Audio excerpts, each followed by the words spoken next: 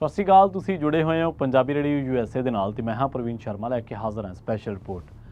ਅੱਜ ਦੀ ਇਸ ਰਿਪੋਰਟ ਦੇ ਵਿੱਚ ਗੱਲਬਾਤ ਕਰਾਂਗੇ ਪੰਜਾਬ ਦੇ ਉਹਨਾਂ ਦੋ ਸਿਤਾਰਿਆਂ ਦੇ ਬਾਰੇ ਜਿਨ੍ਹਾਂ ਨੇ ਪੰਜਾਬੀਆਂ ਦੇ ਮਨਾਂ ਦੇ ਉੱਤੇ ਬੜਾ ਲੰਬਾ ਸਮਾਂ ਰਾਜ ਕੀਤਾ ਔਰ ਪੰਜਾਬੀਆਂ ਨੇ ਇਹਨਾਂ ਦੋਨਾਂ ਸਿਤਾਰਿਆਂ ਨੂੰ ਬੜੀ ਰੱਜ ਕੇ ਸ਼ੌਹਰਤ ਬੜਾ ਰੱਜ ਕੇ ਮਾਣ ਬਖਸ਼ਿਆ।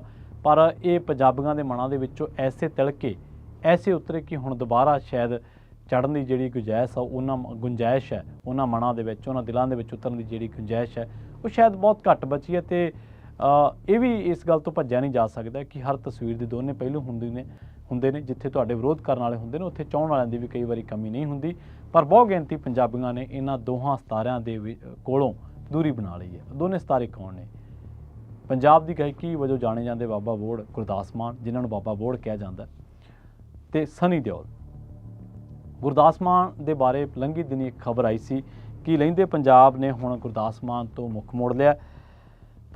ਪਾਕਿਸਤਾਨ ਪੰਜਾਬ ਦੀ ਸੰਸਥਾ ਵਾਰਿਸ ਸ਼ਾਹ ਆਲਮੀ ਫਾਊਂਡੇਸ਼ਨ ਦੇ ਚੜ੍ਹਦੇ ਪੰਜਾਬ ਦੇ ਪ੍ਰਸਿੱਧ ਗਾਇਕ ਗੁਰਦਾਸ ਮਾਨ ਨੂੰ ਸੰਗੀਤ ਪੁਰਸਕਾਰ ਦੇਣ ਦਾ ਫੈਸਲਾ ਰੱਦ ਕਰ ਦਿੱਤਾ।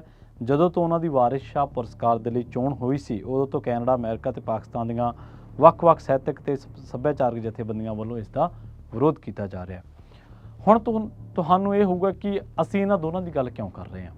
ਅਸੀਂ ਇਹਨਾਂ ਦੋਨਾਂ ਦੀ ਗੱਲ ਤਾਂ ਕਰ ਰਹੇ ਹਾਂ ਕਿਉਂਕਿ ਇਹਨਾਂ ਦੋਨਾਂ ਨੂੰ ਪੰਜਾਬੀਆਂ ਨੇ ਸਿਰ ਅੱਖਾਂ ਤੇ ਬਿਠਾਇਆ ਸੀ ਔਰ ਪੰਜਾਬੀਆਂ ਦੇ ਬਾਰੇ ਇੱਕ ਜਿਹੜੇ ਬੋਲ ਨੇ ਉਹ ਪ੍ਰੋਫੈਸਰ ਮੋਹਨ ਸਿੰਘ ਜੀ ਦੇ, ਜਿਹੜੇ ਕਿ ਅੱਜ ਤੋਂ ਤਕਰੀਬਨ 90 ਸਾਲ ਪਹਿਲਾਂ ਉਹਨਾਂ ਨੇ ਲਿਖੇ ਸੀਗੇ। ਉਹਨਾਂ ਨੇ ਕਿਹਾ ਸੀਗਾ ਕਿ ਇਹ ਬੇਪਰਵਾਹ ਜਵਾਨ ਪੰਜਾਬ ਦੇ ਮੌਤ ਨੂੰ ਕਰਨ ਮਖੌਲਾਂ, ਮਰਨ ਥੀ ਨਾ ਡਰਦੇ, ਜਾਣ ਕੋ ਵਾਰ ਦਿੰਦੇ, ਪਰ ਟੈ ਨਾ ਮੰਨਣ ਕਿਸੇ ਦੀ, ਖਲੋ ਜਾਣ ਡਾਂਗਾ ਮੋਢੇ ਤੇ ਉਲਾਰ ਕੇ।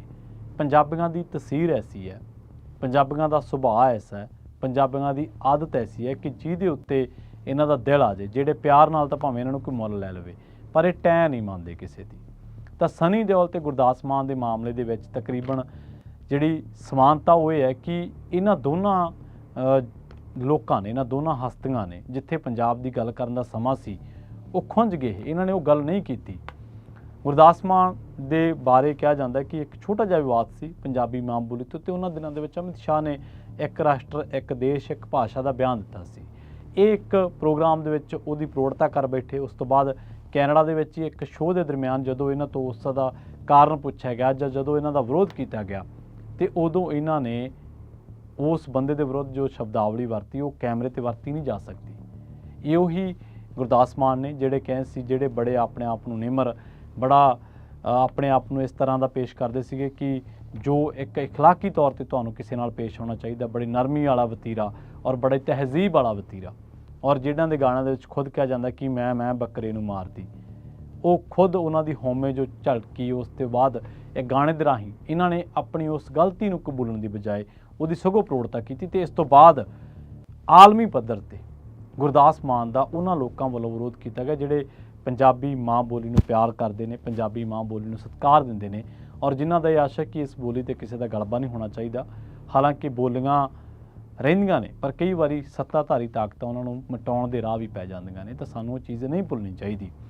ਤਾਂ ਉਸ ਤੋਂ ਬਾਅਦ ਇਹ ਵਿਰੋਧ ਲਗਾਤਾਰ ਬਣਿਆ ਹੁੰਦਾ ਅਤੇ ਇਸੇ ਚੱਲਦਿਆਂ ਲਹਿੰਦੇ ਪੰਜਾਬ ਨੇ ਪਹਿਲਾਂ ਜਿਹੜੀ ਵਾਰਿਸ ਸ਼ਾਹ ਆਲਮੀ ਫਾਊਂਡੇਸ਼ਨ ਹੈ ਉਹਨਾਂ ਨੇ ਪਹਿਲਾਂ ਗੁਰਦਾਸ ਮਾਨ ਦੇ ਨਾਲ ਇਹ ਕਿਹਾ ਕਿ ਵੱਖ-ਵੱਖ ਵਰਗਾਂ ਦੇ ਤਹਿਤ ਵਰਿਆਮ ਸੰਧੂ, ਰਵਿੰਦਰ ਰਵੀ, ਹਰਕੀਰਤ ਕੌਰ ਚਾਹਲ ਤੇ ਗੁਰਦਾਸ ਮਾਨ ਨੂੰ ਇਹ ਅਵਾਰਡ ਦੇਣ ਦਾ ਫੈਸਲਾ ਕੀਤਾ ਸੀ। ਪਰ ਬਾਅਦ ਦੇ ਵਿੱਚ ਜਿਵੇਂ ਮੈਂ ਜ਼ਿਕਰ ਕਰਕੇ ਹਟਿਆ ਕਿ ਕੈਨੇਡਾ, ਅਮਰੀਕਾ ਦੇ ਵਿੱਚ ਜਦੋਂ ਇਹ ਚਰਚਾ ਚੱਲੀ ਤਾਂ ਇਹਨਾਂ ਨੇ ਵਿਰੋਧ ਕੀਤਾ ਬੜੇ ਵੱਡੇ ਪੱਧਰ 'ਤੇ। ਹਾਲਾਂਕਿ ਕੈਨੇਡਾ ਦੇ ਵਿੱਚ ਤਾਂ ਹਾਲੇ ਵੀ ਇੱਕ ਲਹਿਰ ਚੱਲ ਰਹੀ ਹੈ ਕਿ ਗੁਰਦਾਸ ਮਾਨ ਦੇ ਸ਼ੋਅਜ਼ ਨਾ ਹੋਣ, ਅਤੇ ਗੁਰਦਾਸ ਮਾਨ ਦੇ ਚਾਹਣ ਵਾਲਿਆਂ ਦੇ ਵਿੱਚ ਵੀ ਕਮੀ ਨਹੀਂ। ਸ਼ੋਅਜ਼ ਤਾਂ ਹੀ ਹੋ ਰਹੇ ਨੇ ਜੇਕਰ ਉਹਨਾਂ ਨੂੰ ਕਿਸੇ ਨੇ ਬੁੱਕ ਕੀਤਾ ਹੈ, ਜੇਕਰ ਉਹਨਾਂ ਨੂੰ ਉਮੀਦ ਹੈ ਕਿ ਲੋਕ ਦੇਖਣ ਆਉਣਗੇ। ਪਰ ਇੱਕ ਬਹੁਤ ਵੱਡਾ ਧੜਾ ਗੁਰਦਾਸ ਮਾਨ ਦੀ ਇਸ ਗਾਇਕੀ ਦੇ ਨਾਲ ਇਤਫਾਕ ਹੁਣ ਨਹੀਂ ਰੱਖਦਾ। ਪਹਿਲਾਂ ਸ਼ਾਇਦ ਰੱਖਦਾ ਸੀ ਜਾਂ ਨਹੀਂ ਰੱਖਦਾ ਸੀ, ਉਹ ਇੱਕ ਵੱਖਰੀ ਗੱਲ ਹੈ, ਪਰ ਹੁਣ ਨਹੀਂ ਰੱਖਦਾ। ਤਾਂ ਇਸੇ ਤਰ੍ਹਾਂ ਸਨੀ ਦਿਓਲ ਦਾ ਲੰਘੇ ਦਿਨੀ ਬਿਆਨ ਆਇਆ ਕਿ ਮੈਂ ਰਾਜਨੀਤੀ ਨਹੀਂ ਕਰਾਂਗਾ, ਮੈਂ ਤੌਬਾ ਕਰ ਲਈ। ਅਤੇ ਸਨੀ ਦਿਓਲ ਦੇ ਪਰਿਵਾਰ 'ਤੇ ਪੰਜਾਬੀ ਮਾਣ ਕਰਦੇ ਰਹੇ ਨੇ, ਨਾਜ਼ ਕਰਦੇ ਰਹੇ ਨੇ। ਧਰਮਿੰਦਰ ਨੂੰ ਪੰਜਾਬੀਆਂ ਦਾ ਪੁੱਤ ਕਿਹਾ ਜਾਂਦਾ ਸੀ। ਸਨੀ ਦਿਓਲ ਨੂੰ ਲੋਕਾਂ ਨੇ ਬੜਾ ਰੱਜਵਾਂ, ਬੜਾ ਅਥਾਹ ਪਿਆਰ ਦਿੱਤਾ। ਪਰ ਕਿਸਾਨੀ ਅੰਦੋਲਨ ਵੇਲੇ ਸਨੀ ਦਿਓਲ ਨੇ ਪੰਜਾਬੀਆਂ ਦੇ ਹੱਕ ਦੇ ਵਿੱਚ ਫੋਕੀ ਹਾ ਦਾ ਨਾਰਾ ਵੀ ਨਹੀਂ ਮਾਰਿਆ। ਇੱਕ ਤਾਂ ਹੁੰਦਾ ਹਾ ਦਾ ਨਾਰਾ, ਇੱਕ ਹੁੰਦਾ ਫੋਕੀ ਹਾ ਦਾ ਨਾਰਾ ਵੀ ਨਹੀਂ ਮਾਰਿਆ। ਅਤੇ ਉਸੇ ਦਿਨੋਂ ਸਨੀ ਦਿਓਲ ਪੰਜਾਬੀਆਂ ਦੇ ਮਨਾਂ ਦੇ ਵਿੱਚੋਂ ਲੈ ਗਿਆ। ਗਦਰ 2 ਦੇ ਪ੍ਰਚਾਰ ਵੇਲੇ ਸਨੀ ਦਿਓਲ ਹਰ ਕਿਤੇ ਗਿਆ, ਪਰ ਜਿੱਥੋਂ ਪੰਜਾਬ ਨੇ ਵੋਟਾਂ ਪਾਈਆਂ ਗੁਰਦਾਸਪੁਰ ਤੋਂ, ਉੱਥੇ ਉਹ ਨਹੀਂ ਗਿਆ। ਇੱਕ ਪੰਜਾਬ ਦਾ ਨੁਮਾਇੰਦਾ ਹੋਣ ਦੇ ਨਾਤੇ ਸਨੀ ਦਿਓਲ ਦਾ ਇਖਲਾਕੀ ਫਰਜ਼ ਬਣਦਾ ਸੀਗਾ ਕਿ ਉਹ ਪੰਜਾਬ ਦੀ ਗੱਲ ਕਰਦਾ, ਪੰਜਾਬ ਦੀ ਆਵਾਜ਼ ਚੁੱਕਦਾ, ਮੈਂਬਰ ਪਾਰਲੀਮੈਂਟ ਬਣ ਕੇ ਲੋਕ ਸਭਾ ਦੇ ਵਿੱਚ ਜਾਂਦਾ, ਉੱਥੇ ਪੰਜਾਬੀਆਂ ਦੀ ਗੱਲ ਰੱਖਦਾ। ਪਰ ਉਹ ਇਸ ਫਰਜ਼ ਨੂੰ ਅਦਾ ਕਰਨ ਤੋਂ ਪਿੱਛੇ ਹਟਿਆ, ਇਸ ਫਰਜ਼ ਨੂੰ ਅਦਾ ਕਰਨ ਤੋਂ, ਆਪਣੀ ਡਿਊਟੀ ਨੂੰ ਅਦਾ ਕਰਨ ਤੋਂ ਪਿੱਛੇ ਹਟਿਆ, ਸਿੱਟੇ ਵਜੋਂ ਪੰਜਾਬੀਆਂ ਦੇ ਮਨਾਂ ਦੇ ਵਿੱਚੋਂ ਲੈ ਗਿਆ। ਇਹ ਦੋ ਸਿਤਾਰੇ ਅਜਿਹੇ ਨੇ ਜਿਹੜੇ ਪੰਜਾਬੀਆਂ ਦੇ ਵਿੱਚ, ਜਿਨ੍ਹਾਂ ਨੂੰ ਪੰਜਾਬੀਆਂ ਨੇ ਦਹਾਕਿਆਂ ਬੱਧੀ, ਕਿਉਂਕਿ ਦੋਨਾਂ ਦੀ ਉਮਰ ਹੁਣ ਤਕਰੀਬਨ 60 ਦੇ ਦਹਾਕੇ ਦੇ ਵਿੱਚ ਵਿਚਰ ਰਹੇ ਨੇ, ਦੋਵੇਂ 70 ਨੂੰ ਛੂਹਣ ਵਾਲੇ ਨੇ, ਤਾਂ ਦੋਨਾਂ ਨੂੰ ਤਕਰੀਬਨ 4 ਦਹਾਕਿਆਂ ਤੋਂ ਪੰਜਾਬੀਆਂ ਦਾ ਅਥਾਹ ਪਿਆਰ ਮਿਲਿਆ, ਬਿਨਾਂ ਕਿਸੇ ਅਨਕੰਡੀਸ਼ਨਲੀ ਲਵ ਜਿਹਨੂੰ ਆਪਾਂ ਕਹਿ ਦਿੰਦੇ ਹਾਂ, ਅਨਕੰਡੀਸ਼ਨਲੀ ਪ੍ਰਾਊਡ ਇਹਨਾਂ ਦੇ ਉੱਤੇ ਪੰਜਾਬੀਆਂ ਨੇ ਕੀਤਾ। ਪਰ ਇਹਨਾਂ ਨੇ ਜੋ ਸਨੀ ਦਿਓਲ ਨੇ ਇੱਕ ਚੁਣਿਆ ਹੋਇਆ ਨੁਮਾਇੰਦਾ ਹੋ ਕੇ ਵੀ ਪੰਜਾਬੀਆਂ ਦੇ ਹੱਕ ਦੇ ਵਿੱਚ ਹਾਂ ਦਾ ਨਾਰਾ ਨਹੀਂ ਮਾਰਿਆ, ਤਾਂ ਉਹਦੇ ਕਰਕੇ ਪੰਜਾਬੀਆਂ ਦੇ ਮਨਾਂ ਦੇ ਵਿੱਚੋਂ ਸਨੀ ਦਿਓਲ ਉਤਰਿਆ। ਦੂਜਾ ਜਿਹੜਾ ਉਹਨੂੰ ਰਾਸ਼ਟਰਵਾਦੀ ਰੰਗ ਚੜਿਆ ਹੋਇਆ, ਉਹਦੇ ਕਰਕੇ ਗੁਰਦਾਸ ਮਾਨ ਚਾਹੇ ਉਹ ਆਪਣੀ ਗੱਲ ਤੇ ਅੱਜ ਵੀ ਖੜੇ ਨੇ, ਔਰ ਇਹਦੇ ਵਿੱਚ ਕੋਈ ਦੋ ਰਾਏ ਨਹੀਂ ਕਿ ਤੁਸੀਂ ਜਦੋਂ ਇੱਕ ਮੁਕਾਮ ਤੇ ਹੁੰਦੇ ਹੋ ਤਾਂ ਲੋਕ ਤੁਹਾਡੇ ਤੋਂ ਇੱਕ ਤਵੱਕੋ ਕਰਦੇ ਨੇ, ਲੋਕ ਤੁਹਾਡੇ ਤੋਂ ਉਮੀਦ ਰੱਖਦੇ ਨੇ ਕਿ ਸਾਡੀ ਗੱਲ ਕਰੇਗਾ।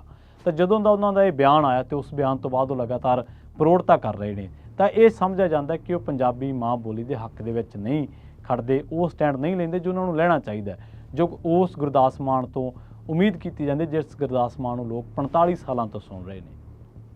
ਸੋ ਹੁਣ ਇਸੇ ਕਰਕੇ ਬਹੁ ਗਿਣਤੀ ਪੰਜਾਬੀ ਇਹਨਾਂ ਦੋਨਾਂ ਤੋਂ ਦੂਰ ਹੋ ਗਏ ਨੇ। ਹਾਲਾਂਕਿ ਸੈਲੀਬ੍ਰਿਟੀਜ਼ ਨੂੰ, ਹਸਤੀਆਂ ਨੂੰ ਚਾਹੁਣ ਵਾਲੇ ਲੋਕਾਂ ਦੀ ਕੋਈ ਥੋੜ ਨਹੀਂ ਹੁੰਦੀ, ਪਰ ਪੰਜਾਬੀਆਂ ਦੀ ਬਹੁ ਗਿਣਤੀ ਪੰਜਾਬੀਆਂ ਦੇ ਮਨਾਂ ਦੇ ਵਿੱਚੋਂ ਇਹ ਦੋਨੇ ਹਸਤੀਆਂ ਉਤਰ ਸਕਦੀਆਂ ਨੇ। ਤੇ ਇਹ ਹਮੇਸ਼ਾ ਇਹ ਕਿਹਾ ਜਾਂਦਾ ਕਿ ਪੰਜਾਬੀ ਜਿਹਨੂੰ ਮਨ ਤੇ ਦਿਲ ਤੇ ਚੜਾ ਲੈਣ ਉਹਨੂੰ ਦਿਲਾਂ ਤੇ ਰਾਜ ਵੀ ਕਰਾਉਂਦੇ ਨੇ। ਤੇ ਸਨੀ ਦਿਓਲ ਬਾਰੇ ਤਾਂ ਇਹ ਆਖਿਆ ਜਾਂਦਾ ਕਿ ਬੇਸ਼ੱਕ ਉਹ ਦੁਨੀਆ ਦੇ ਵਿੱਚ, ਰਾਜਨੀਤੀ ਦੇ ਵਿੱਚ ਜੋ ਮਰਜ਼ੀ ਮੁਕਾਮ ਬਣਾ ਲਵੇ, ਪਰ ਪੰਜਾਬੀਆਂ ਦੇ ਦਿਲਾਂ ਦੇ ਵਿੱਚ ਉਹ ਮੁਕਾਮ ਨਹੀਂ ਬਣਾ ਸਕਦਾ ਜਿਹੜੇ ਉਹਦਾ ਪਹਿਲਾਂ ਸੀ, ਜਿਹੜਾ ਉਹਦਾ ਥਾਂ ਪਹਿਲਾਂ ਸੀ।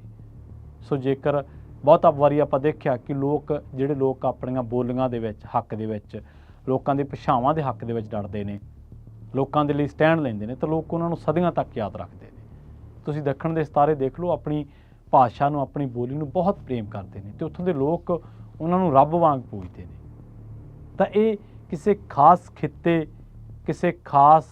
ਖਿੱਤੇ ਦੇ ਲੋਕਾਂ ਦੇ ਵਿੱਚ, ਦੇ ਮਨਾਂ ਦੇ ਵਿੱਚ ਉਤਰਨ ਦੇ ਲਈ ਉਹਨਾਂ ਲੋਕਾਂ ਦੇ ਮੁੱਦੇ ਚੁੱਕਣੇ ਪੈਂਦੇ ਨੇ, ਉਹਨਾਂ ਲੋਕਾਂ ਦੀ ਆਵਾਜ਼ ਬਣਨਾ ਪੈਂਦਾ, ਉਹਨਾਂ ਲੋਕਾਂ ਦੀ ਭਾਸ਼ਾ ਦੀ ਰਾਖੀ ਕਰਨੀ ਪੈਂਦੀ ਹੈ। ਸੋ ਅੱਜ ਦੀ ਇਸ ਰਿਪੋਰਟ ਦੇ ਵਿੱਚ ਇੰਨਾ ਹੀ।